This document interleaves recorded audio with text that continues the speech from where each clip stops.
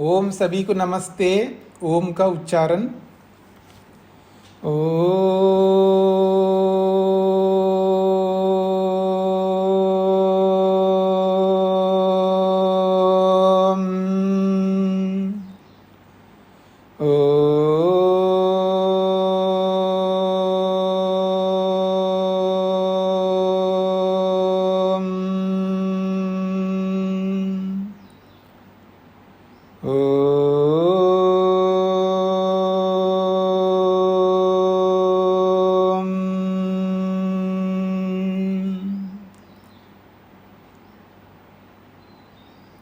न्याय दर्शन की 268वीं कक्षा है। 5वें अध्याय के प्रथम आहनिक के 2 सूत्र हमने पूरे किए हैं। प्रसंग है 24 जातियां। उन 24 जातियों में से 2 जाति साधर्म्य सम और वैधर्म्य सम, इन 2 जातियों की चर्चा हमने की है। आप में से किसी ने प्रश्न किया है, जाति तो स्त्रीलिंग में है तो आप साधर्म्य समः पुल्लिंग में कैसे बोल सकते हैं? तो मेरा बोलने का नहीं है, यहाँ पर भाष्यकार ने भी आप देखेंगे जगह जगह पर पुल्लिंग में समः समः एक वचन में प्रयोग किया है। तो जब पुल्लिंग में बोलेंगे साधर्म्य समः तो ये प्रतिषेध का विशेषण बनता है। साधर्म सम प्रतिषेध कैसा प्रतिषेध है? साधर्म्य सम प्रतिषेध है।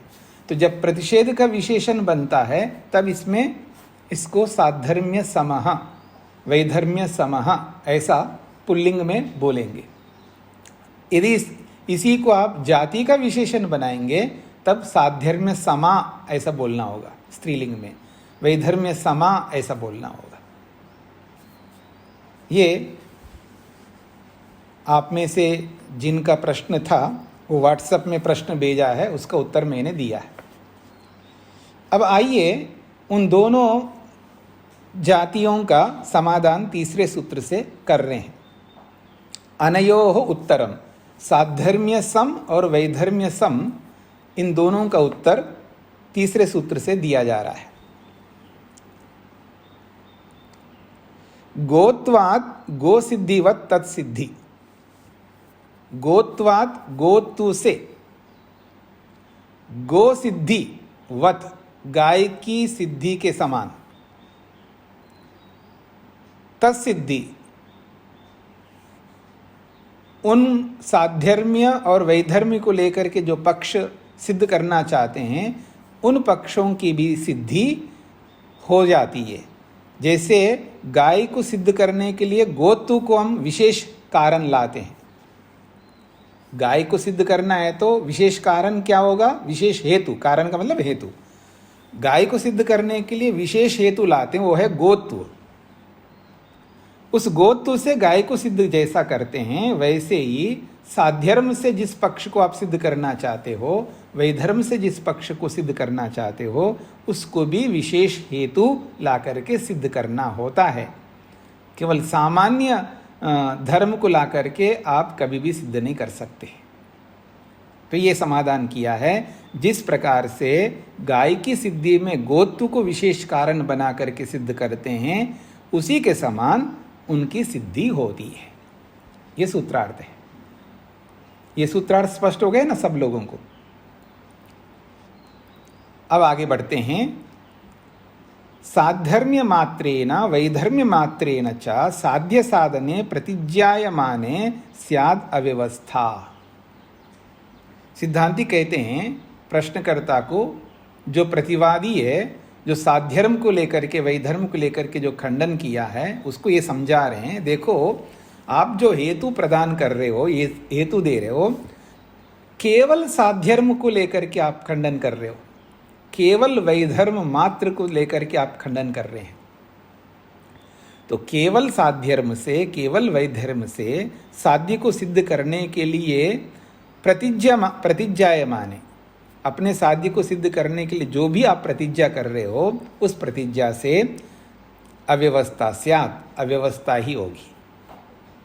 केवल साध्यर्म लेकर के आप खंडन नहीं कर सकते, केवल वैधर्म मात्र को लेकर के आप खंडन नहीं करोगे। तो अगर ऐसा करोगे अव्यवस्था स्यात्, फिर तो अव्यवस्था ही होगी।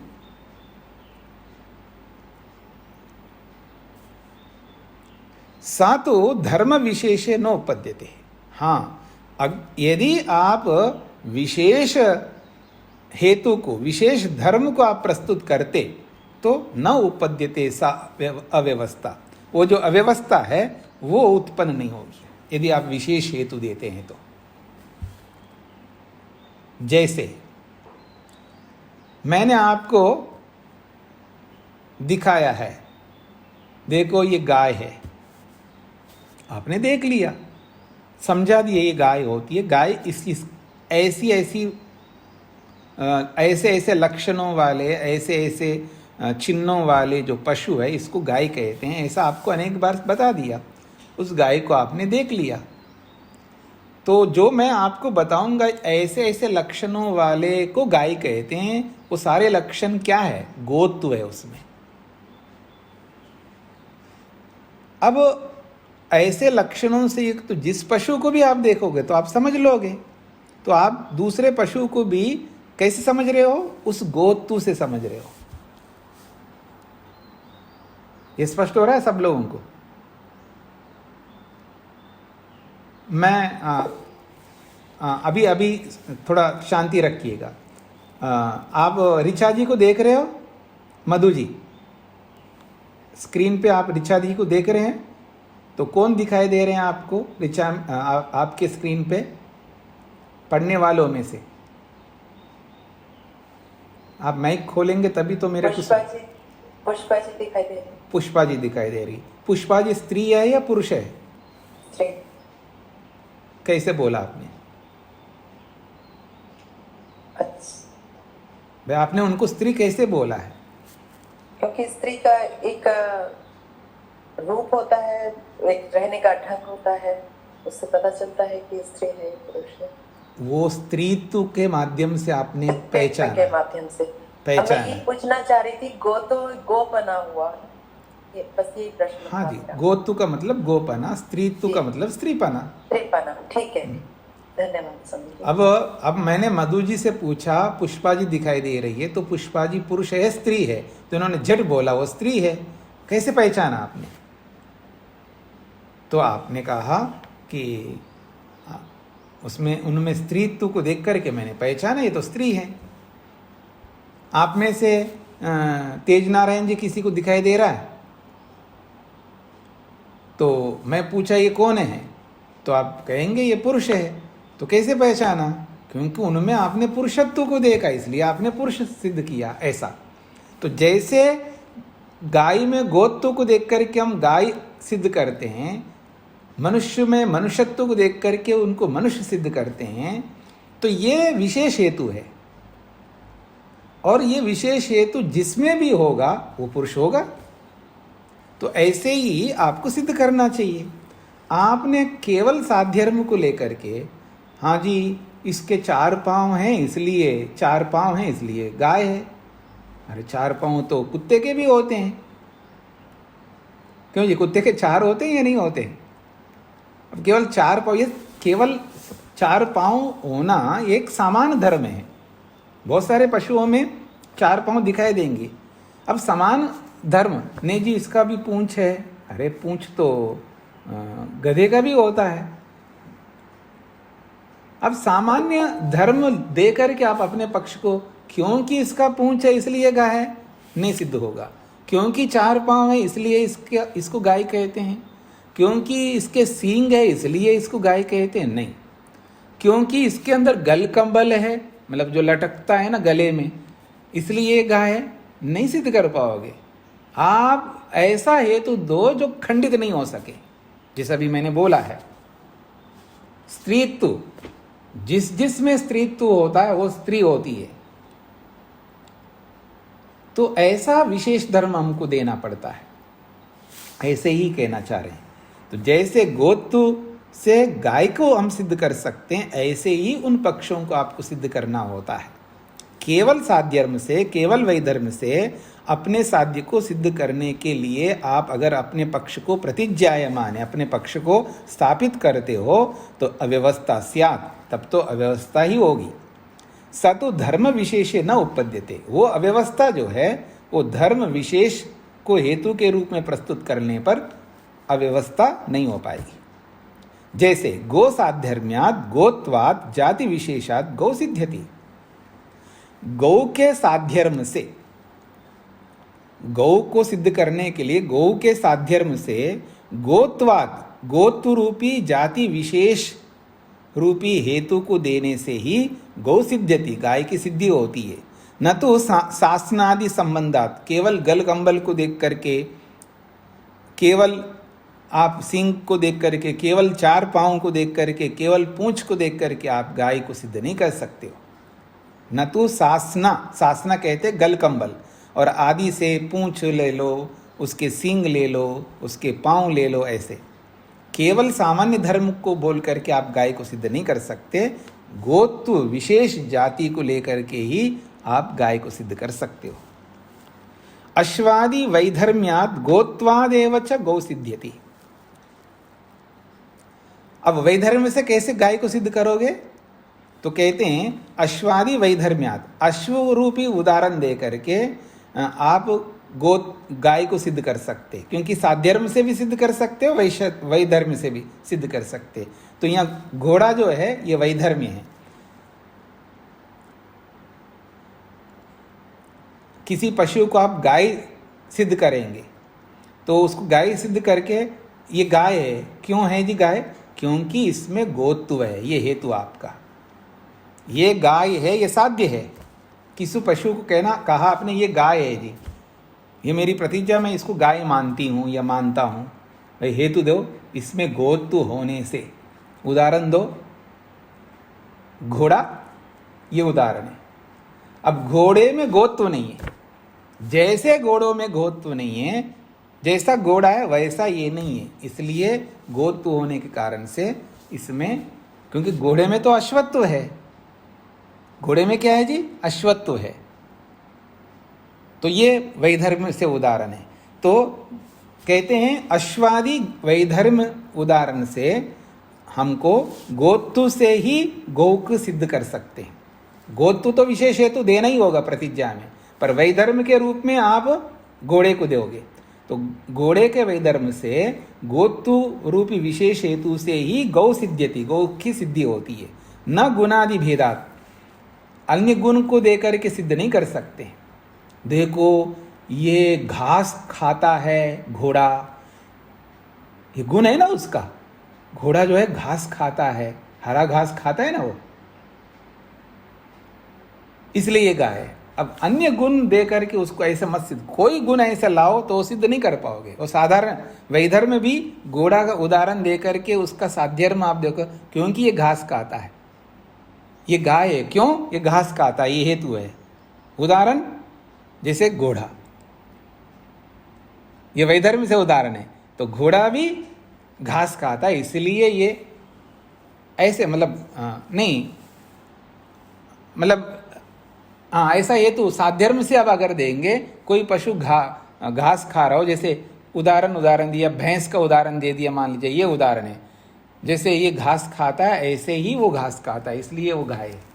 तो ये साध्यर्म, ये समान धर्म है, यानी केवल साध्यर्म है। घास खाने वाले तो बहुत सारे पशु हैं, इतने मात्र से अन्य गुण कह रहे ना, अन्य गुण भेद से किसी साधारण गुणों को देकर के आप गोत्व को सिद्ध नहीं कर सकते। आपको विशेष ऐसा धर्म देना होगा जिससे गोत्व, मतलब गाय की सिद्ध कर सकते हैं। तो वैधर्म से सिद्ध करो या साध्यर्म से सिद्ध करो, आपको विशेष हेतु देना होगा। तच्च एतत् कृत व्याख्यानम अवयव प्रकरणे, ये तो हमने सब समझाया आप लोगों को। कहाँ? अवयव, पंचावयव के प्रसंग में। हेतु कैसा होना चाहिए, उदाहरण कैसा होना चाहिए, ये सब कृत भाष्यम, कृत व्याख्यानम, हमने व्याख्या की है इसको समझाया आप लोगों को। कहाँ? जहाँ पंचावयव का प्रसंग आया था वहाँ पर। तो वहाँ ये स्पष्ट किया था पांचों अवयव कैसे मिल करके सिद्ध करते हैं, अपने साध्य को। तो प्रमाणानाम अभिसंबंधाच्च एकार्थकारित्वम समानम वाक्ये। वाक्य में एक समानता होती है पंचावय वाक्य में। प्रतिज्ञा, हेतु, उदाहरण, उपनय और निगमन, ये पांचों अवयव मिलकर के एकार्थित्वम, सब एक ही अर्थ को, साध्य को समान रूप से प्रस्तुत करते हैं। उसको पंचावय रूपी वाक्य कहते हैं, क्योंकि उसमें प्रमाण विराजमान है। तो प्रमाणानाम अभिसंबंधात, पांच अवयवों में प्रमाणों का संबंध होने से, क्योंकि पांचों अवयवों में प्रमाण हैं, तो पांचों अवयवों में प्रमाणों का संबंध होने से ये पांचों मिलकर के एकार्थकारित्वम, एक ही अर्थ को समान रूप से वो प्रस्तुत करते हैं। ऐसे वाक्य को पंचावय वाक्य कहते हैं। उनमें परस्पर एक दूसरे के साथ संबंध है और सब प्रमाण उसके अंदर विराजमान है। वो सारे प्रमाण मिलकर के अपने जो साध्य है उसको सिद्ध करते हैं। ऐसा हमने पीछे बोला है। इसलिए हेत्वाभासाश्रया खलु इयम अव्यवस्था इति, ये जो जाति है, अब कोई भी ऐसा जाति का प्रयोग करो तो अव्यवस्था ही होगी, क्योंकि ये हेत्वाभास के आश्रित है। ये जाति, ये जो जातियां हैं ये हेत्वाभास के आश्रित होती हैं, ये सब जातियां। क्योंकि इन सब हेतुओं में क्या होता है जी, असतपन होता है, असत हेतु कहलाते हैं।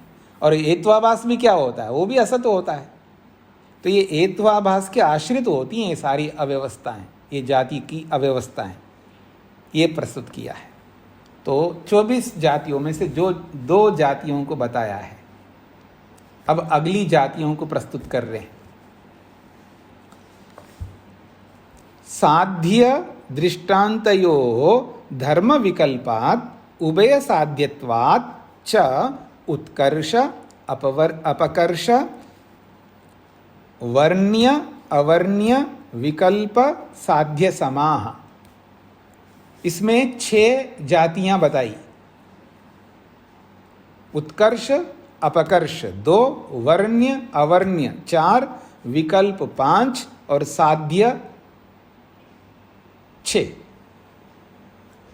वो साध्यर्म समता और ये साध्य सम है, अंतर है। पहला जो पहली जाति है वो साध्यर्म्य समा नामक जाति है, और ये छठा जो जाति है ये साध्य सम नामक जाति है।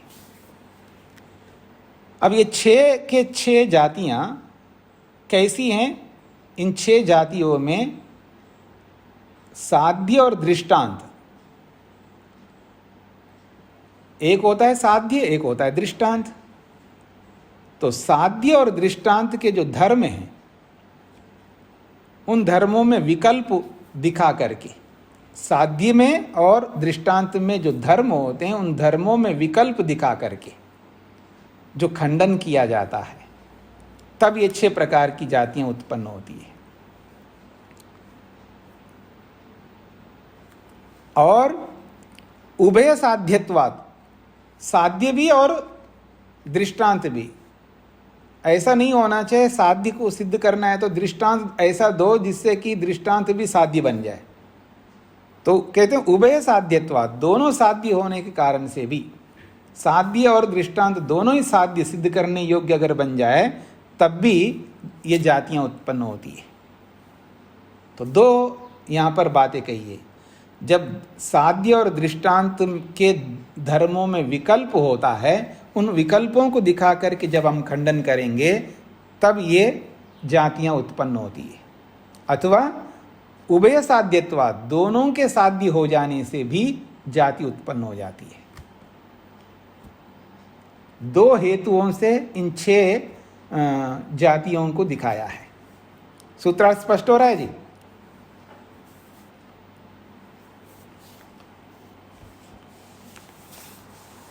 सूत्रार्थ स्पष्ट तब हो जाएगा जब आप लोगों को ये समझ में आ जाए ना, साध्य क्या होता है, दृष्टांत क्या होता है। साध्य में किस धर्म को हम सिद्ध करना चाहते हैं वो आपके दिमाग में आ जाए, और फिर दृष्टांत, उस साध्य की सिद्धि में जो दृष्टांत देते हैं उस दृष्टांत में जिस धर्म को हम दिखाना चाह रहे हैं वो धर्म आपको समझ में आ जाए तो फिर सरल हो जाएगा। मैंने क्या कहा ये समझ में आ रहा है आप लोगों को? अब आप कोई भी पक्ष रखोगे ना, कोई भी पक्ष, अब उस पक्ष को रखोगे तो प्रतिज्ञा करके ही तो रखोगे। जैसे आप रखोगे आत्मा, नहीं, आप मान लीजिएगा शरीर, सरल उदाहरण रखते हैं। शरीर कैसा है जी? कि पैदा होता है या पहले से रहता है? तो आपने कहा पैदा होता है, तो मतलब अभिप्राय ये है कि आप शरीर को क्या मानते हैं? अनित्य मानते हैं। तो शरीर अनित्य है या नित्य है? तो आप क्या कहेंगे? अनित्य है। तो सिद्ध क्या करना है आपको? शरीर तो है, शरीर के अनित्यत्व को सिद्ध करना है। तो आपका साध्य क्या होगा सिद्ध करने योग्य? अनित्यत्व। ये एक धर्म है ना, अनित्यत्व, जो शरीर में रहता है। अब इस अनित्यत्व साध्य को सिद्ध करने के लिए क्या करोगे आप? हेतु दोगे। हेतु के बाद में क्या करोगे? उदाहरण दोगे। अब उस उदाहरण में वो अनित्यत्व धर्म को दिखाओगे। जो उदाहरण के रूप में प्रस्तुत करोगे, उस उदाहरण में उस अनित्यत्व धर्म को प्रस्तुत करोगे। तो हो गए ना साध्य का धर्म और दृष्टांत का धर्म। पर साध्य में एक ही धर्म थोड़ा होगा, अनेक धर्म होते हैं। और दृष्टांत में एक ही धर्म थोड़ा होगा, उसमें भी अनेक धर्म होते हैं। तो साध्य और दृष्टांत के अनेक धर्मों के विकल्प को दिखा करके जब व्यक्ति खंडन करता है, तब ये जातियां उत्पन्न होती हैं। अब तो स्पष्ट हो गया। ये एक बात कही, यानी इन जातियों के बनने में साध्य और दृष्टांत के धर्मों में विकल्प दिखाना,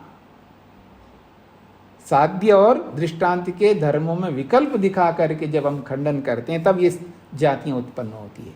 एक कारण, इन जातियों की उत्पत्ति के पीछे एक कारण है साध्य और दृष्टांत के धर्मों में अनेक विकल्प दिखाना, अर्थात अनेक धर्म दिखाना, एक कारण है। दूसरी बात कही है उभय साध्यत्वात्, दोनों साध्य हो जाने से। दोनों कौन? आपकी जो प्रतिज्ञा है वो तो साध्य है, वो तो सिद्ध करने योग्य है। और आपने हेतु दे दिया, उसके बाद उदाहरण, ऐसा उदाहरण दे दिया वो भी सिद्ध नहीं है, वो भी सिद्ध करना पड़ेगा।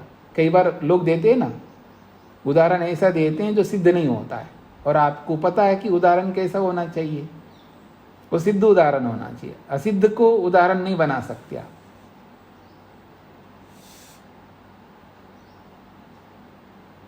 स्पष्ट हो गया? और फिर आपने उदाहरण ऐसा दे दिया, वो उदाहरण सिद्ध करने योग्य बन जाए। आपने कोई उदाहरण दे दिया, मैं कहता आपका उदाहरण सिद्ध नहीं, पहले उदाहरण को सिद्ध करो। तो उदाहरण क्या बन गया? वो साध्य बन गया। तो प्रतिज्ञा तो साध्य है ही है, और उदाहरण ऐसा दे दिया वो भी साध्य बन गया। ठीक है? तो ऐसी स्थिति में ये बात कह रहे हैं उभय साध्यत्वात्, दोनों जब साध्य हो जाते हैं, अपने पक्ष की स्थापना करते हुए जब ऐसा उदाहरण दे दो तो दोनों साध्य हो जाते हैं। तो दोनों के साध्य होने से ये जातियां उत्पन्न होती है। तो दो हेतु प्रस्तुत किए यहां पर। तो इन दो हेतुओं से इतने 6 प्रकार की जातियां बन रही हैं। अब एक एक की वो उदाहरण दे करके समझाएंगे। अब सूत्रार्थ स्पष्ट हो गया आपको?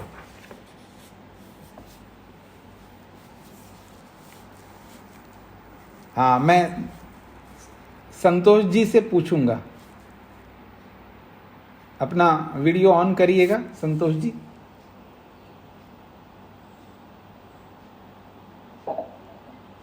नहीं, आप नहीं है, आप नहीं, संतोष जी कई हैं यहाँ पर। दूसरी संतोष जी, हाँ हाँ हाँ, अपना माइक खोलिएगा। आपने माइक नहीं खोला है। हाँ हाँ, आपको ये सूत्र स्पष्ट हुआ? नहीं स्वामी जी। अच्छा, क्यों नहीं हुआ? एक्चुअली फोन आ गया था किसी का, मैं वहां अटेंड करने लग गई थी। हाँ, तो मैं यही, इसलिए मैंने आपको स्पेशल कहा है कि जब आप क्लास पढ़ रहे हो तो फोन कैसे बात कर सकते आप सबके सामने? अगर आप तो फोन से नहीं बात कर सकते। नहीं, वो तो कोई बात नहीं, वो तो कोई बात नहीं, पर मेरे को तो बताना है ना कि अगर आप कक्षा में बैठते हैं तो पूरा समय कक्षा के लिए दीजिएगा। जी स्वामी जी। हाँ जी, हाँ जी। तो आइए अब हम यहाँ पर एक एक जाति को समझने का प्रयत्न करते हैं। दृष्टांत धर्मम साध्ये समासजतः उत्कर्ष समः। दो हेतु दिए ना, जाति बनने के पीछे दो हेतु दिए। एक हेतु है साध्य और दृष्टांत के धर्मों में विकल्प दिखा करके पक्ष को रखना। तो अब यहां पर दृष्टांत में अनेक धर्म होते हैं और साध्य में भी अनेक धर्म होते हैं। अब कह रहे हैं दृष्टांत में अनेक धर्म है, तो जिस धर्म को दिखाना चाहिए उस धर्म को ना दिखा करके दृष्टांत में जो दूसरे धर्म हैं तो अतिरिक्त धर्म को साध्य में दिखाते हुए खंडन करना, उसको उत्कर्ष सम कहते हैं। दृष्टांत धर्मम, दृष्टांत में अनेक धर्म होते हैं। पहले सिद्धांत को समझने का प्रयत्न करिए, उदाहरण में दिमाग मत लगाइए आप लोग, इसलिए आपको समझ में नहीं आता। अनेक बार जो बोला जा रहा है उसी को समझने का प्रयत्न करना।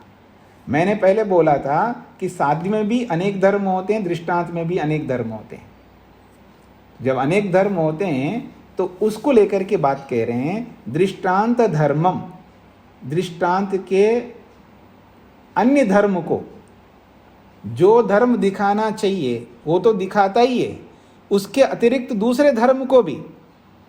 तो दृष्टांत के अनेक धर्म होते हैं, तो एक धर्म को दिखाया तो दूसरे धर्म को भी उसके साथ जोड़ रहा है वो। तो दृष्टांत के अन्य धर्म को साध्य में समासजता, उसमें जोड़ करके उसका खंडन करना, उसको उत्कर्ष सम कहते हैं। ये सिद्धांत है। उत्कर्ष समझ रहे हैं? उत्कर्ष में बढ़ोतरी को कहते हैं उत्कर्ष। संस्कृत में आपने तो बहुत बढ़ा लिया जी अपने मकान को। पहले तो 2 कमरे का दिख रहा था, अब तो 4 कमरे का हो गया। हाँ, फिर कुछ दिन के बाद आए तो फिर आपने 4 की जगह 8 कमरे का बना दिया। तो ये कैसा हो गया जी? उत्कर्ष है ये, अर्थात बढ़ोतरी। तो ऐसे ही साध्य में जिस धर्म को हमको सिद्ध करना है उस धर्म को सिद्ध करने के लिए उदाहरण दिया है, और उदाहरण में उस धर्म को देखते हम लोग। तो उस धर्म को देख करके दृष्टांत के धर्म को समझ करके साध्य के धर्म को भी हम समझ लेते हैं। अब दृष्टांत में जो धर्म दिखाना चाहिए वो धर्म तो आपने दिखा दिया, उसमें दृष्टांत में और भी धर्म होते हैं, और वो धर्म भी उस साध्य में होने चाहिए, ऐसा खंडनवादी कहता है। तो यानी एक धर्म हम दिखाया है तो दूसरे धर्म को भी दिखाने की चेष्टा कर रहा है वो। एक धर्म से उस पक्ष को हमने सिद्ध कर लिया है, वो कहता है नहीं दूसरे धर्म को भी उसमें दिखाओ मेरे को। तो दृष्टांत के एक धर्म को हमने दिखा दिया है साध्य में, लेकिन प्रतिवादी कहता है दृष्टांत में तो अनेक धर्म होते हैं, तो दूसरे धर्म भी दिखा दो उसमें, ये भी उसमें दिखा दो, तब मैं मानूंगा। तो एक अतिरिक्त धर्म को बढ़ा दिया ना उसने। हम तो एक धर्म से सिद्ध करने के लिए उदाहरण दिया, अब वो उदाहरण के दूसरे धर्म को भी दिखवाने के लिए कह रहा है। तो एक धर्म को अतिरिक्त जुड़वा रहा है, तो इसको उत्कर्ष कहते हैं। बढ़ाया ना उसने एक धर्म को और को, तो ऐसे बढ़ा करके वो कहता है कि ये धर्म आप दिखाओगे तो मैं मानूंगा। ऐसा कह करके जब वो खंडन करता है तो उसको उत्कर्ष सम कहते हैं। हाँ, ऋचा जी को क्या कहना है? स्वामी जी, एक धर्म को दिखा रहा है, वो धर्म विशेष धर्म है जो काला धर्म दिखा रहा है। अब इधर उधर मत जाइए, इधर उधर जाओ तो फंसोगे आप। आपको दृष्टांत क्यों दिया जाता है? जो आप सिद्ध करना चाहते हैं वो धर्म दृष्टांत में आपको दिखाना होता है, ठीक है? तो मैंने दिखा दिया, अब आप आकर के मेरा खंडन करना चाह रहे हैं। तो आप खंडन कैसे करना चाह रहे हैं? आपने उस दृष्टांत में से ये धर्म दिखा दिया है, दृष्टांत में ये भी तो धर्म है, ये भी दिखा दो उसमें साध्य में, ठीक है? ऐसा कह करके आप मेरा खंडन करना चाह रहे हैं। अगर वो धर्म आप नहीं दिखाओगे ना तो मैं नहीं मानूंगी, ऐसा आप कहने लगे। तो ऐसा जब कहता है व्यक्ति सामने वाला, तब उसको उत्कर्ष सम नामक जाति कहते हैं। जी ठीक। अब स्पष्ट हो गया? जी इसलिए अनेक बार सुनते समय आप सिद्धांत को ना समझ करके उदाहरण में मन लगाते, यानी प्रैक्टिकल में मन लगाते। थ्योरी में मन लगाने के बजाय प्रैक्टिकल में मन लगाते हैं, और जब प्रैक्टिकल करवा रहे होते हैं तो थ्योरी में मन को ले जाते हैं, इसलिए परेशान होते हैं आप। अब आइए, सिद्धांत आपके सामने स्पष्ट हो गया। अब मैं उदाहरण देता हूं आपके सामने। उदाहरण वो ही रहेगा जी, एक ही उदाहरण। वो कहता आत्मा क्रियावान है, ये प्रतिज्ञा है। हेतु क्रिया का संयोग होने से, द्रव्य के साथ क्रिया का संयोग होने से ये हेतु है। और उदाहरण क्या है? ढेला। जैसा ढेला वैसा ही आत्मा, ये उपनय। इसीलिए आत्मा क्रियावान, ये निगमन है। अब प्रतिवादी कहता है यदि क्रिया हेतु गुण योगात लोष्टवत क्रियावान आत्मा, उदाहरण को पकड़ करके वो कह रहा है, समझने का प्रयत्न करना। यदि आत्मा ढेले के क्रिया के गुण से युक्त होने से आत्मा क्रियावान है, तो लोष्टवद एव स्पर्शवान अपि प्राप्नोति, ढेले के समान आत्मा स्पर्श वाला भी सिद्ध होगा। पर आत्मा तो स्पर्श वाला नहीं है, क्योंकि ढेले में तो स्पर्श है, हम छू सकते हैं ढेले को। ढेले का हम स्पर्श, ढेले को स्पर्श कर सकते हैं ना। तो ढेले में क्रिया है, तो हमने ढेले में क्रिया को दिखा करके सिद्ध करना चाह रहे थे। और प्रतिवादी कहता है ढेले में तो स्पर्श गुण भी है। क्या ढेले के, आपने बोला ढेले के समान है आत्मा, याद रखना, हाँ ये याद रखना। पर अगर ढेले के समान आत्मा है तो ढेले में तो स्पर्श गुण भी है, तो आपको आत्मा में स्पर्श गुण भी मानना चाहिए। तो एक अतिरिक्त गुण बढ़ा दिया ना साध्य में। भाई हम तो एक ही धर्म को, उदाहरण की एक ही धर्म को दिखाने के लिए उदाहरण दिया है, तो वो दूसरे धर्म को भी दिखवाना चाह रहे कि ये भी आपको सिद्ध करना होगा, तो मैं मानूंगा।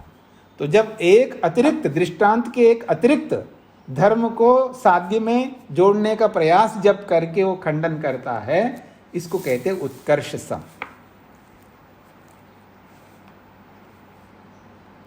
अथ न स्पर्शवान, यदि आत्मा को आप स्पर्श वाला नहीं मानते तो ढेले के समान क्रिया वाला भी नहीं है, क्योंकि ये मानोगे तो वो भी मानना पड़ेगा आपको। ऐसा कहकर के जब खंडन करता है तब इसको उत्कर्ष सम नामक खंडन कहते हैं। ऐसे आप लोग भी ऐसे करते हैं, आप एक दूसरे के साथ आप लोग भी यही काम करते हैं, उत्कर्ष सम नामक जाति उत्पन्न करते हैं। पत्नी के साथ में, पति के साथ में, सास के साथ में, बहू के साथ में, गुरु के साथ में भी करते हैं आप लोग, या गुरु भी शिष्य के साथ में करते हैं। आप सिर मत हिलाइए, आप लोगों को पता नहीं लगता है। हाँ, आप लोगों को पता नहीं लगता है, आप इन जातियों को बहुत बहुतायत में प्रयोग कर रहे होते हैं। तो ये दोष करता है व्यक्ति। हमने कहा कि ढेले के समान है, तो ढेले के समान का मतलब हम क्या कहना चाह रहे हैं?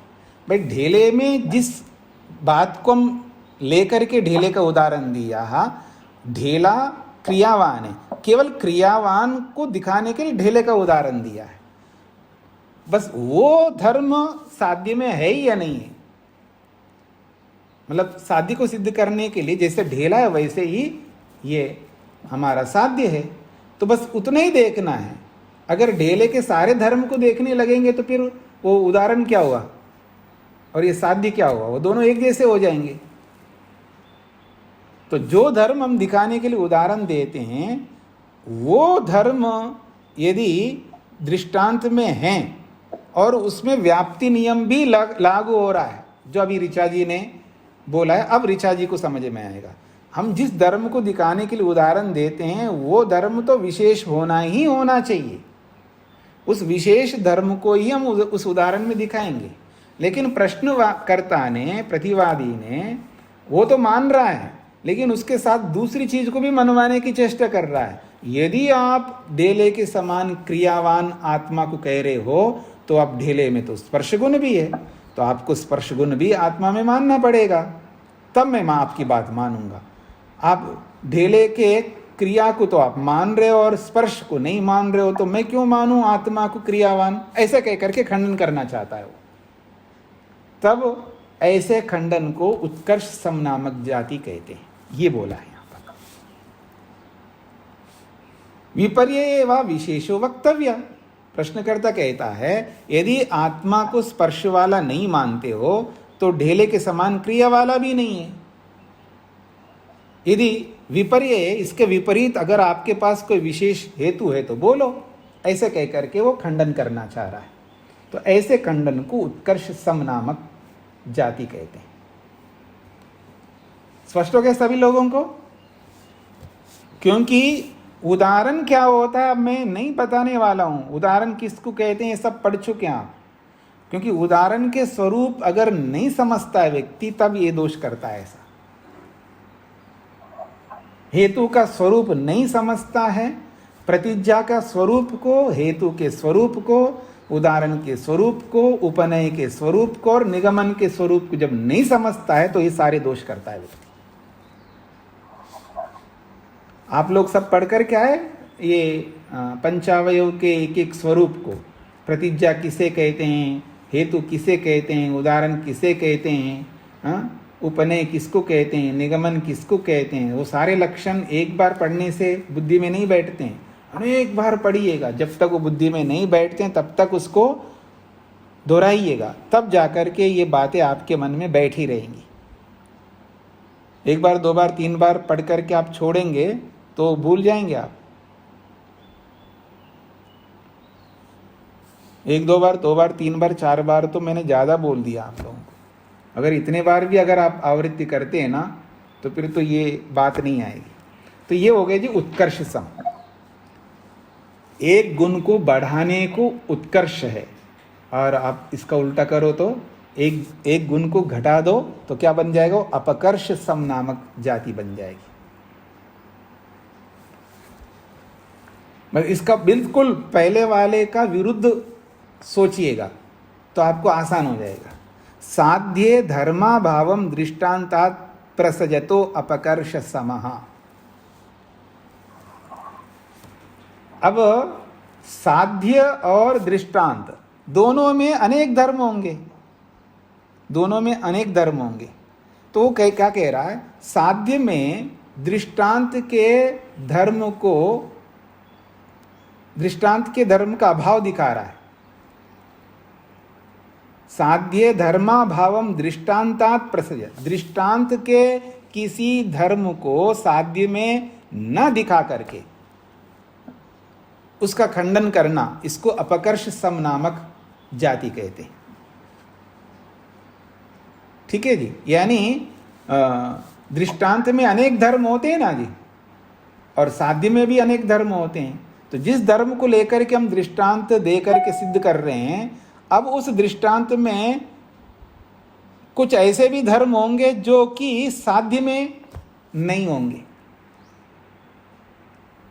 दृष्टांत में कुछ ऐसे धर्म होंगे जो साध्य में नहीं होंगे, तो वो दिखा करके साध्य में, वो दृष्टांत के धर्म को साध्य में नहीं है ऐसा दिखा करके वो खंडन करता है।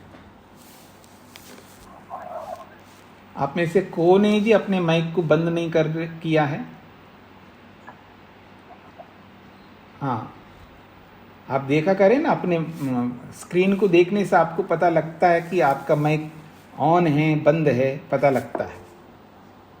अभी भी आशा पंडित जी ने नहीं बंद किया है।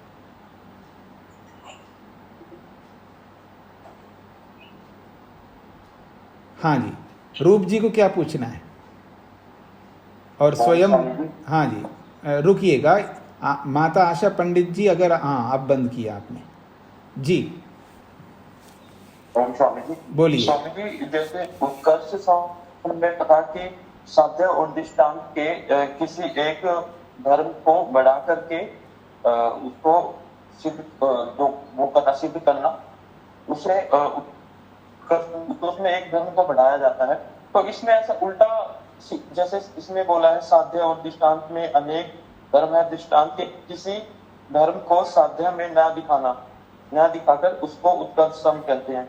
तो इसमें इसको ऐसे भी बोल सकते हैं कि एक धर्म को घटाना अपकर्षम कहलाता है। तो यही तो बता रहे हैं, यही बता रहे हैं ना। एक तो बढ़ा करके आप सिद्ध करने की चेष्टा कर रहे हैं, यानी उसमें ये धर्म साध्य, दृष्टांत में ये भी तो धर्म है। आपने एक धर्म तो लेकर के सिद्ध करने का प्रयास कर रहे हो, तो साध्य में तो ये भी बहुत सारे धर्म हैं। आपकी भाषा में बोलूं बतेरे धर्म है और भी, तो एक और धर्म को भी सिद्ध कराओ मेरे को।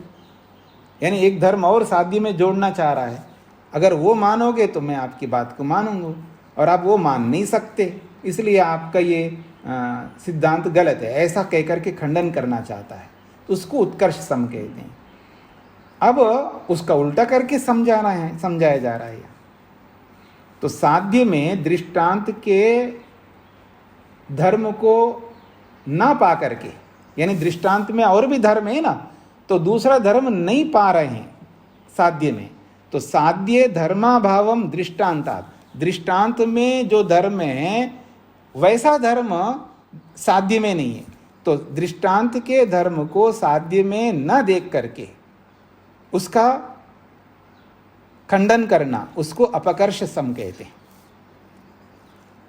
सिद्धांत स्पष्ट हो गया? अब उदाहरण से आपको समझ में आएगा। उदाहरण तो वही है, ढेला। लोष्ठ कलु क्रियावान, ढेला जो है क्रियावान है, तो उसके क्रियात्व को दिखा करके आप आत्मा को क्रियावान सिद्ध करने का प्रयास किया। ठीक है जी। अब ढेले में एक और धर्म है, वो है एकदेशी, अविभुत्व। यहाँ पर ये जो ना है ना, ये हलंत है, उसको पूरा रखिएगा, हलंत को हटाइएगा, और ये जो गैप है दोनों के बीच में उसको पूरा कर दीजिएगा, तो बन जाएगा अविभुः दृष्टः। ढेला जो है क्रियावान है और अविभु भी है, अर्थात एक देशी है। तो ढेले में एक और धर्म है जो एक देशी।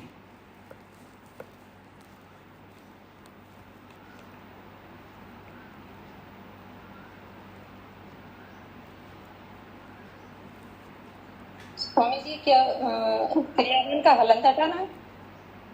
हाँ, मैंने यही बताया जी। तो तथा भी हटाना है कि कैसे? हाँ जी, जैसे हिंदी में लिख रहा है कि लोष्ट क्रियावान तथा अविभु। मैं हिंदी की बात तो बोल नहीं रहा हूँ। हिंदी में क्यों जा रहे हो आप? जो बोल रहा हूँ उसी को देखिएगा ना। संस्कृत में क्रियावान में जो हलंत है केवल उसको हटाना है। अब हलंत को हटाते ही है तो ना पूरा है, तो ना में अकार है, तो क्रियावान को अलग करेंगे, अकार को वी के साथ जोड़ेंगे, तो अविभु बनेगा। हो जाएगा। हाँ, ठीक है स्वामी। और ऐसे ही दूसरी पंक्ति में भी जो क्रियावान है उसका भी हलंत हटाना है, दोनों जगह हलंत हटाना है।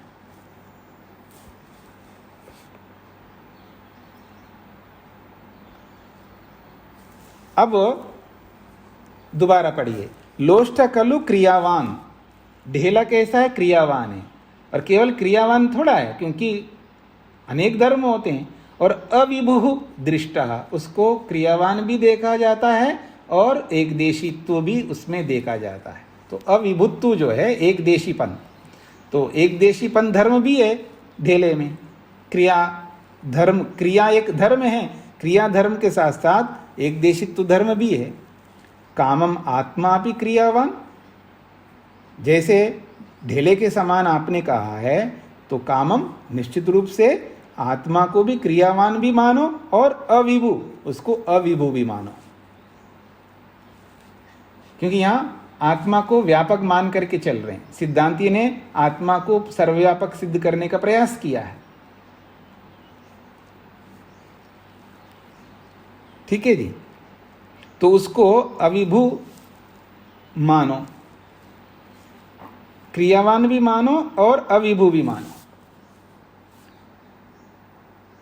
विपर्य व विशेषो वक्तव्य, अगर ऐसा आप नहीं मानोगे, ढेले के समान एक देशी नहीं मानोगे आत्मा को, तो फिर उसको क्रियावान भी नहीं मानेंगे। ऐसा कह करके उसने खंडन किया। ये स्पष्ट हो रहा है? ढेले के क्रियापन को दिखा करके आत्मा को क्रियावान सिद्ध करना है। तो अब प्रश्नकर्ता कह रहा है, तो ढेला तो क्रियावान है, तो क्रियावान के साथ साथ उसमें अनेक धर्म होते हैं ना, तो दूसरे धर्म ये है कि वो अविभू भी है, एक देशी भी है ढेला। तो उस अविभुत्व को आत्मा में भी मान लो, आत्मा को भी अविभू एक देशी मान लो। यदि नहीं मानोगे तो हम उसको क्रियावान भी नहीं मानेंगे। तो दृष्टांत के अन्य धर्म को साध्य में ना पा करके उसका खंडन करना, इसको अपकर्ष सम कहते हैं। आत्मा को यहां व्यापक मान करके चल रहे हैं जी, तो आत्मा में अविभुत्व नहीं सिद्ध कर सकते, फिर उसको क्रियावान तो सिद्ध करना चाहता है वो, लेकिन अविभुत्व सिद्ध नहीं कर सकते उसको, आत्मा को व्यापक मान करके चलते हैं यहां पर। तो इस दृष्टिकोण से यहां वो कहते हैं, उसको अगर आपने क्रियावान, ढेले के समान क्रियावान मानना है, तो ढेले में तो एक देशित्व भी है, तो आत्मा को भी एक देशी मानो। जब उसको अपने ढेले के समान क्रियावान माना है, तो उसको एक देशित्व भी मान लो, लेकिन वो एक देशित्व आपके साध्य में है ही नहीं है, इसलिए आपका पक्ष गलत है, ऐसा कह करके वो खंडन कर रहा है। तो इसको अपकर्ष नामक जाति कहते हैं। हाँ जी, किसको समझ में नहीं आया जी, वो पूछेंगे। स्वामी जी ये वाला सेंटेंस दोबारा रिपीट कर दे कृपया। दृष्टांत के अन्य धर्म में ना पा करके साध्य धर्माभावम दृष्टांतात प्रसजतो अपकर्ष समय, इस वाक्य को जी जी साध्य में दृष्टांत के धर्म को ना पाकर जो प्रसजता खंडन किया जाता है, उसको अपकर्ष सम नामक जाति कहते हैं। जी धन्यवाद। हाँ जी, सुभाष जी आपको समझ में आया? चलिए अब हम आगे बढ़े। जी जी स्वामी जी।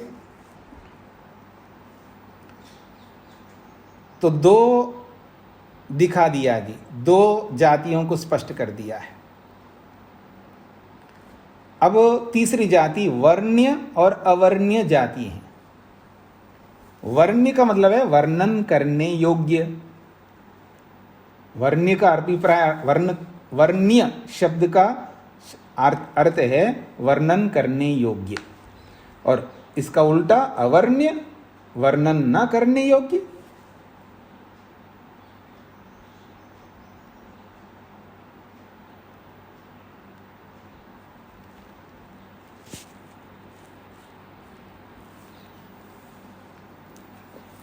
उदाहरण वही रखना है आपको, वही उदाहरण रखने हैं, वही हेतु रखने हैं, वही प्रतिज्ञा, यानी प्रतिज्ञा हेतु उदाहरण सब वही का वही रहेंगे, बस खंडन करने का प्रारूप बदल रहे हैं।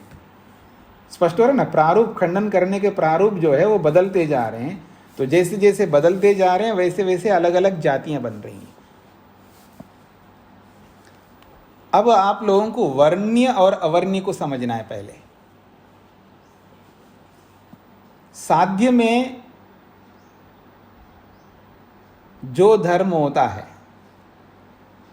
साध्य में अनेक धर्म होते हैं ना जी, और एक धर्म तो सिद्ध होता है और एक धर्म हमको सिद्ध करना होता है। ये पहले से आपको बता चुके हैं साध्य किसको कहते हैं उसमें।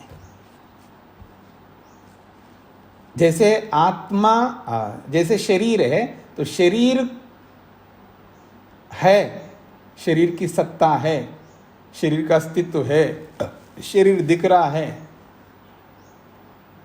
तो शरीर है या नहीं है ये तो हमको सिद्ध करना नहीं है, वो तो हमको दिख ही रहा है। पर शरीर पैदा होता है या पहले से है, नित्य है अनित्य है, तो उसमें संशय है। तो जिस धर्म में संशय होता है उसी धर्म को ही सिद्ध करना होता है हमको। साध्य किसको कहते हैं जी? साध्य किसको कहते हैं? ये दिमाग में आ जाना चाहिए।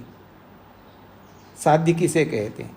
सिद्ध करने योग्य को साध्य कहते हैं। क्यों सिद्ध करना चाहते हैं? क्योंकि संशय है। ये सब पीछे बता चुके हैं ना, ये सब बातें हो चुकी हैं, तो इसलिए ये सारी बातें दिमाग में आना चाहिए। पूरा प्रसंग जब ध्यान में रहता है तो इन बातों को समझने में सरलता होती है। आप में और विद्यार्थी में ये अंतर है। विद्यार्थी को इस तरह नहीं, उसको तो ये बोलना होता है कि वर्ण किसे कहते हैं? वर्णन करने योग्य, और उसका उल्टा करो, वर्णन ना करने योग्य अवर्ण्य। तो उन दोनों को, वर्ण अवर्ण को, साध्य दृष्टांत धर्मो विपर्यस्यता, साध्य और दृष्टांत के इन दो धर्मों को विपर्यसा, अदला बदली करने से वर्ण अवर्ण सम नामक जातियां बनती है। समझ में आ गया विद्यार्थी का? हाँ, समझ में आ गया। बस आगे बढ़ेंगे। ठीक है जी, ये अंतर है दोनों में। मैंने पूरी पंक्ति का अर्थ बता दिया, ऐसा नहीं कि मैंने नहीं बताया। विद्यार्थीपन इसको कहते हैं। और आपको इतना बताने के बाद में भी आपको नहीं समझ में आया तो इसका एक सीधा अर्थ है कि पीछे के प्रसंग को उपस्थित कर नहीं पाते हैं आप। ये सबसे बड़ा दोष है आप लोगों का।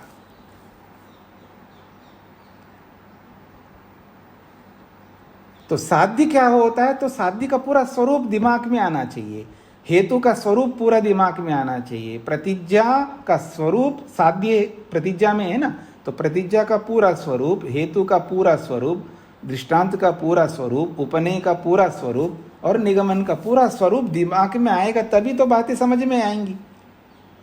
कौन हेतु है, उसमें क्या कमी दिखाया जा रहा है, कौन साध्य है, उसमें क्या कमी दिखाया जा रहा है, कौन दृष्टांत है, उसमें क्या कमी दिखाया जा रहा है, कौन उपनय है, उसमें क्या कमी दिखाया जा रहा है, कौन निगमन है, उसमें क्या कमी दिखाया जा रहा है, तभी तो स्पष्ट हो जाएंगी बातें। साध्य जो होता है उसमें दो धर्म होते हैं। एक धर्म तो सिद्ध होता है, जैसे शरीर है, उसका अस्तित्व जो धर्म है वो तो सिद्ध है, पर वो उसका अस्तित्व नित्य है या नित्य है ये धर्म सिद्ध नहीं है, क्योंकि उसमें संशय होता है व्यक्ति को। तो इसलिए अनित्य धर्म को हमको सिद्ध करना है। तो ये अनित्य धर्म क्या है? वर्णन करने योग्य, इसी का तो वर्णन करना है, ये नित्य अनित्य है। तो जिस धर्म का वर्णन करना है उसको वर्ण कहते हैं।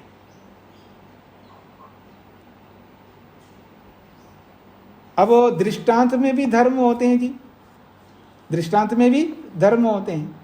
और दृष्टांत कैसे होता है जी? सिद्ध करने योग्य होता है क्या दृष्टांत, या सिद्ध होता है? सिद्ध होता है। अब दृष्टांत में जो धर्म है वो सिद्ध होते हैं, तो उन धर्मों को हमें वर्णन करना होता है, सिद्ध करना होता है?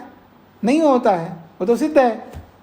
इसलिए वो धर्म कैसे हैं? अवर्ण्य है। दृष्टांत के धर्म कैसे हैं? अवर्ण्य हैं, क्योंकि वो तो सिद्ध है। और साध्य के जो धर्म हैं वो सारे अवर्ण नहीं होते हैं ना, वहां वर्णन कर, इसलिए तो साध्य है वो वर्णन करें। तो साध्य के धर्म वर्ण्य हैं और दृष्टांत के धर्म अवर्ण्य हैं। अब साध्य का जो धर्म वर्ण्य है और हमने जो दृष्टांत दिया उस दृष्टांत के धर्म को भी सिद्ध करने के लिए वो जोर लगा रहा है, नहीं इसको भी आप सिद्ध करके दिखाओ। ये कैसे हो सकता है? वो तो सिद्ध है। अगर इसको आप सिद्ध नहीं मानोगे, मतलब इसको सिद्ध नहीं करोगे, तो मैं उसको भी सिद्ध नहीं मानूंगा, आपके साध्य को। अगर दृष्टांत, जो दृष्टांत आपने दिया है, दृष्टांत देकर के कोई धर्म, माता आशा पंडित जी अपने माइक को बंद करके रखिएगा, तो ये जो बात कही जा रही है इसको समझने का प्रयत्न करिएगा। जो दृष्टांत दिखा करके हम सिद्ध करते हैं, तो उस दृष्टांत के जिस धर्म को दिखा करके हम साध्य को सिद्ध करना चाह रहे हैं, तो दृष्टांत वाले धर्म को भी वो सिद्ध करने के लिए इसको भी सिद्ध करो। ऐसा कह करके जब वो खंडन करता है, तो इसको वर्ण नामक साध्यर्म कहते हैं, वर्ण साध्यर्म। आशा पंडित जी को ये सीखना पड़ेगा कि अपने माइक को कैसे बंद किया जाता है, कैसे खोला जाता है। किसी से आपको सीखिएगा, नहीं तो आपको बहुत मुश्किल हो जाएगा, आप बंद नहीं कर पा रहे हैं। मैं ही बंद कर देता हूँ। बंद करना मेरे हाथ में, खोलना आपके हाथ में जी। अब मैंने बंद किया माता जी आपका माइक। तो ये है वर्ण अवर्ण का अभिप्राय। तो जब कोई साध्य को सिद्ध करने के लिए जब दृष्टांत दिया जाता है, वो दृष्टांत के जो धर्म होते हैं वो तो अवर्ण्य होते हैं, उसको सिद्ध करना नहीं होता है। सिद्ध तो साध्य के धर्मों को करना होता है। तो जब उदाहरण देते हैं, तो उस उदाहरण के धर्म को लेकर के वो बोलता है, इस धर्म को भी आप सिद्ध करके दिखाओ। अगर इसको सिद्ध नहीं करोगे तो मैं उसको भी नहीं मानूंगा। ऐसा कह करके जब वो खंडन करते हैं, तो उसको वर्ण नामक जाति कहते हैं। स्पष्ट हो गया? तो उसका उदाहरण मैं आपको देख करके बता सकता हूं जी, दूसरी पुस्तक में, क्योंकि यहां तो कुछ दिया नहीं है।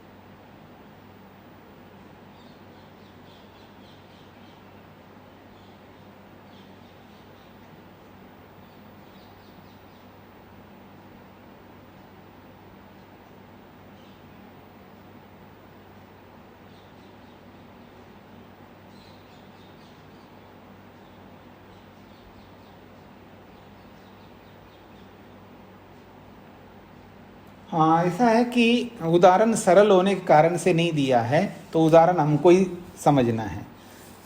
वादी ने आत्मा को क्रियावान मानने के लिए हेतु दिया है। आत्मा क्रियावान है, यह प्रतिज्ञा है, और हेतु है क्रिया के साथ, द्रव्य का क्रिया के साथ योग होने से ये हेतु है, और उदाहरण ढेला है। तो ढीले में जैसा क्रिया है वैसा ही आत्मा में क्रिया है, इसलिए उसको क्रियावान कहना चाहिए। ये उसका पक्ष स्थापित हो गया। अब प्रश्नकर्ता प्रतिवादी कहता है कि आपने कहा कि ढीले में क्रिया है, तो ये क्रिया को भी आप सिद्ध करके दिखाइए। उस यानी ढेले में क्रिया है, इस क्रिया को भी सिद्ध करके दिखाइएगा।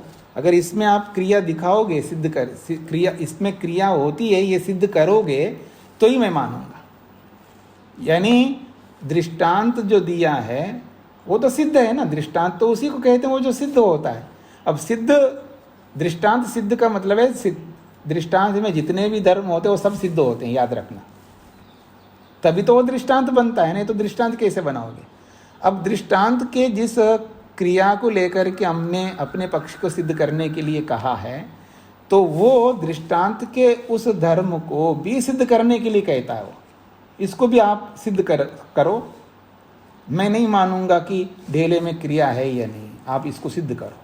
एक कथन मात्र है, बोलचाल में ही बात चल रही है।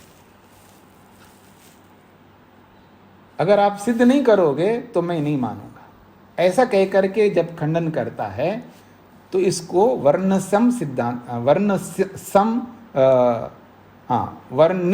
वर्ण्य सम नामक जाति कहते हैं। वर्ण्य का मतलब है वर्णन करने योग्य। तो वर्णन करने योग्य किसको कहते हैं? जिसको हमें सिद्ध करना होता है उसका वर्णन करना होता है। ये ऐसा है ये बताना, यानी शरीर अनित्य है ये हमें वर्णन करके दिखाना है। हेतु देकर के इसका वर्णन करेंगे, दृष्टांत देकर के इसका वर्णन करेंगे, तभी ये अनित्य ऐसा सिद्ध होगा।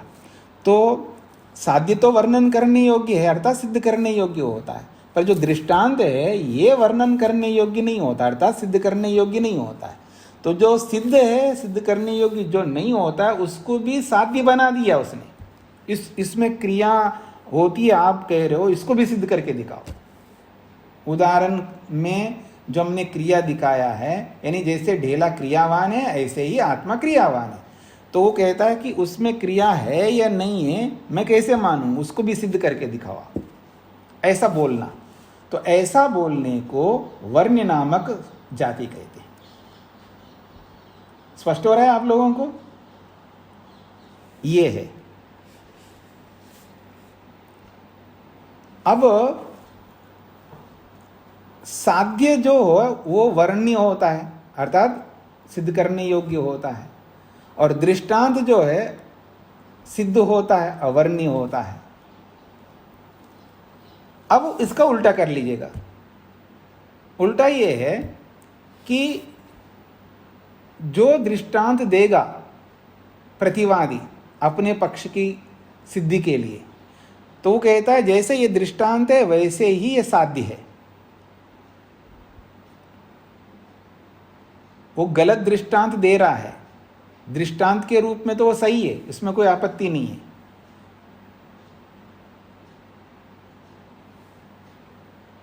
जो लोग जो भी दृष्टांत देंगे वो पक्ष के लिए वो दृष्टांत सही है नहीं है वो एक अलग बात है, लेकिन दृष्टांत के रूप में तो वो सही है ना सब। हाँ, मेरी बात पकड़ने का प्रयास कर रहे हैं आप लोग। एक व्यक्ति होता है सही पक्ष को रखने वाला और एक व्यक्ति होता है गलत पक्ष को रखने वाला। नहीं, ऐसे नहीं पकड़ में आएगा। सास बहू आप बहुत जल्दी समझते हैं।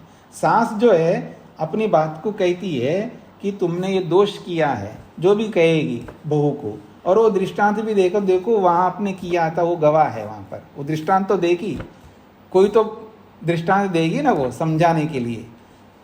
तो अब बहू कोई कम नहीं है, वो भी अपनी बात को सिद्ध करवाना चाहती, तो वो भी तो दृष्टांत देगी। ये समझ में आ रहा है आप लोगों को?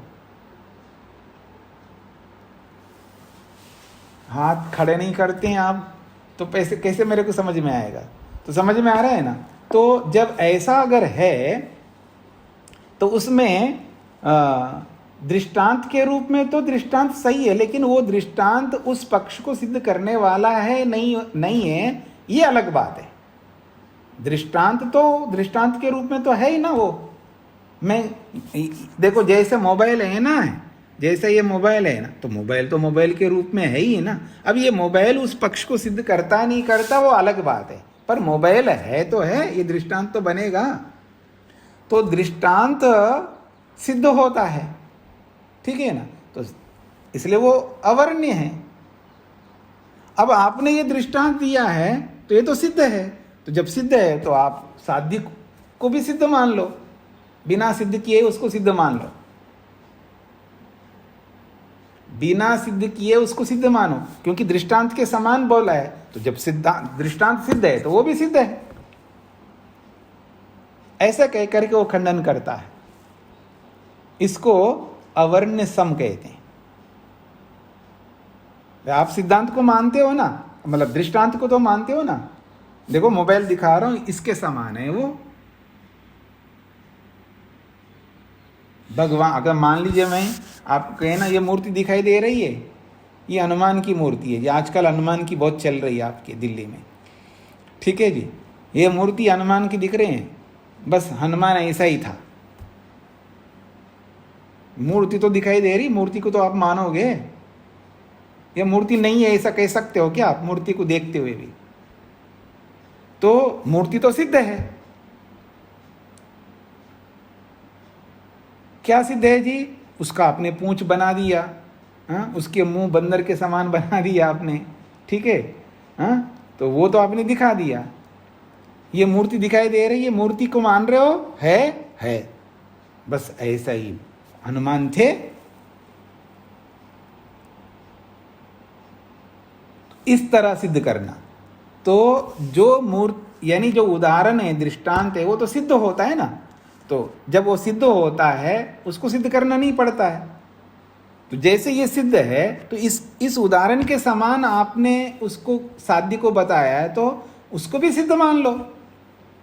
ऐसा कह करके जब खंडन करता है तो उसको अवर्ण सम कहते हैं। बस इतना ही आपको समझना है, क्योंकि यहां उन्होंने उदाहरण को ऐसा दिया नहीं है कि कोई भी उदाहरण दोगे तो उसको उसी तरह बोलना है। जैसे ढेला है तो ढेला, जैसे ढेला जड़ है मान लीजिएगा, ठीक है, तो ढेले का जड़त्व आपको समझ में आ रहा है ना, वो जड़ है, तो आत्मा को जड़ मान लो, आत्मा को भी जड़ मान लो। तो ऐसा कहकर के अगर कोई सिद्ध करे, क्योंकि मूर्ति तो जड़ है, मूर्ति तो जड़त्व है उसके अंदर, सिद्ध है, उसको सिद्ध करने की जरूरत नहीं है। जैसे मूर्ति जड़ है ऐसे आत्मा भी जड़ है। ऐसा अगर कोई बोले, बातों में समझ लीजिए, बातों में सिद्ध कर रहे हैं हम लोग, होता नहीं होता है उसकी पीछे मत जाइए। बातों से भी तो बातें बनते हैं, बहुत सारी चीजें तो बातों में चलती है। यथार्थ में जो होता है वो होता है, वो होता है नहीं होता अलग बात है। लेकिन बातों को कर करके तो परेशान होते रहते हम लोग, एक दूसरे का खंडन करते हुए परेशान होते रहते। करना धरना नहीं है, बस ऐसे बातों में एक दूसरे को नीचे दिखा करके हम खुश हो रहे होते हैं, ठीक है जी। तो ऐसे ही ये बातें, ऐसे सिद्धांत ऐसे चलती है ना, बहुत सारी बातें बातों में ही रहती है। तो इस दृष्टि से बस खंडन करना है सामने वाले को। लोग, बहुत सारे लोग, देखो जी आप जो मानते हो मानते, तो हम तो जैसे भाव होते हैं वैसे ही चीज होती है। हम तो भगवान को इसी रूप में, मूर्ति के रूप में देखते हैं, इसलिए हम मूर्ति के रूप में भगवान को मानते हैं। ये हमारे अपने अपने भाव की बात है, अपनी अपनी फीलिंग्स हैं जी, हमारी फीलिंग्स है, ऐसा हम इसको इसी रूप में देखते हैं। ऐसे फीलिंग्स से हमको भगवान की प्रतीति होती है और हम भगवान को डरते हैं, इसी फीलिंग को रखते हो। देखो ये मूर्ति मेरे सामने है इसलिए हमको डर लगता है, इसको हम भगवान मानते हैं, भगवान को हम इसी रूप में देखते हैं। जैसे भाव होंगे वैसा ही उसको हमको दिखता है। ऐसा मान करके मानते हैं ना लोग बहुत सारी चीजें। अब यथार्थ रूप में क्या ऐसा होता है नहीं होता वो अलग बात है, लेकिन मानते तो है ना। जैसे भाव है वैसे भगवान को जिस रूप में हम देखते हैं वो उसी रूप में दिखता है जी। हमको भगवान को विष्णु के रूप में देखते हैं, हम उसको काली के रूप में भी देखते हैं, उसको हम इस रूप में भी देखते हैं। मानो तो पत्थर भगवान है, नहीं मानो तो नहीं भगवान है। तो हम पत्थर को भगवान के रूप में देखते हैं, उसमें भगवान दिखता है हमको। हमारे भाव ऐसे मान रहे हैं इसलिए हमको पत्थर में भगवान दिखता है हमको, इसलिए हम उसी पत्थर को भगवान मानते हैं। इससे हमारे काम भी सिद्ध हो रहे हैं। अब बोलो क्या कहोगे आप? तो इस तरह का बहुत सारी बातें चलती रहती हैं। तो उसी दृष्टिकोण से जो भी उदाहरण आप दोगे तो उदाहरण तो सिद्ध है, तो सिद्ध उदाहरण को साध्य, उसको क्या सिद्ध करना, इसके समान आपने बोला है, जैसा ये ऐसा वो है। तो उदाहरण तो अवर्ण्य होता है, सिद्ध करने योग्य नहीं होता है, लेकिन साध्य तो सिद्ध करने योग्य होता है। तो साध्य को भी अवर्ण्य बना दिया। तो ऐसा कह करके जब खंडन करता है तो इसको अवर्ण्य सम नामक जाति कहते हैं।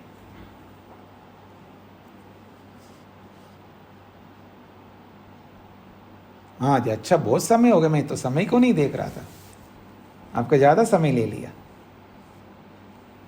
अच्छा हुआ है एक ही व्यक्ति आप में से लेफ्ट हुए हैं, सभी लोग हैं तो 2-4 मिनट और लेता हूँ जब समय लिया मैंने आपका। मैंने आप लोगों को एक भेजा था